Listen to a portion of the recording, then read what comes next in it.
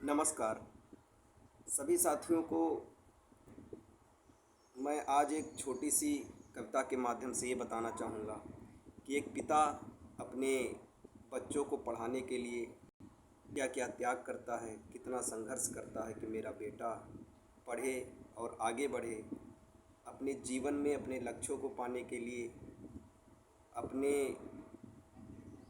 सेहत को बनाने के लिए क्या क्या करे। एक पिता अपनी ज़िंदगी के सारे अनुभव बताता है। इस कविता के माध्यम से मैं आप सभी को एक छोटा सा चित्रण दिखाना चाहूँगा।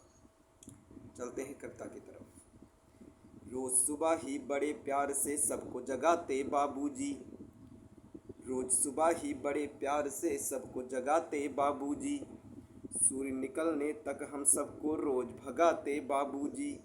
कहते सुबह टहलने से सेहत बेहतर सी रहती है, खाली पेट पानी पीने से सारी बीमारी भगती है, थोड़ा कसरत कर लेने से शरीर में ताकत आती है और योगा करने से शरीर में स्फूर्ति बढ़ जाती है। इतना सब कुछ करने पर फिर चना खिलवाते बाबूजी, इतना सब कुछ करने पर फिर चना खिलवाते बाबूजी, फिर सबको अपने पास बुलाकर अपना अनुभव बतलाते बाबूजी। कहते जब भी बैठो तो रीढ़ की हड्डी सीधी हो, कहते जब भी बैठो तो रीढ़ की हड्डी सीधी हो, ऐसी मिठाई ना चखो कभी जो हद से ज़्यादा मीठी हो। एक दूसरे से प्रश्न पूछने से बुद्धि विकसित होती है और तर्क की शक्ति भी इससे और निखरती है।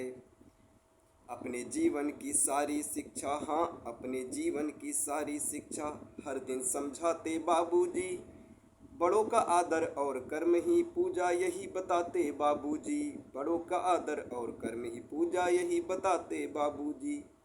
कभी कोई ऐसी बात न बोलो जिससे खट्टासें आए, कभी किसी से कोई ऐसी बात न बोलो जिससे खट्टासें आए, कहते कोई ऐसा काम ना करो कि जिससे दूरी बढ़ जाए, हाथ मिलाओ कदम बढ़ाओ और हर बाधाएं पार करो, हाथ मिलाओ कदम बढ़ाओ और हर बाधाएं पार करो, मनचाही मंजिल भी पा जाओ पर तनिक न तुम अभिमान करो, हाँ तनिक न तुम अभिमान करो।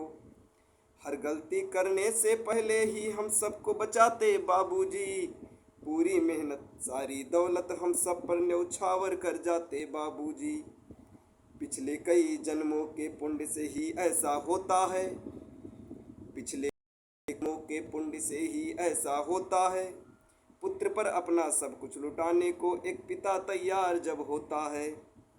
एक पिता के कर्ज को, एक पिता के कर्ज को बेटा ना चुका सकता कभी, एक पिता के कर्ज को बेटा ना चुका सकता कभी, पुत्र का बस यह कर्तव्य है कि घर को न बिखरने दे कभी, पुत्र का बस यह कर्तव्य है घर को बिखरने न दे कभी, घर को न बिखरने दे कभी, घर को न बिखरने दे कभी।